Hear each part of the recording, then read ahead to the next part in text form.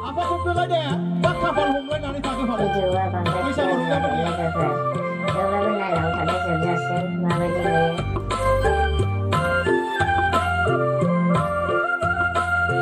Hãy subscribe cho kênh Ghiền Mì Gõ để không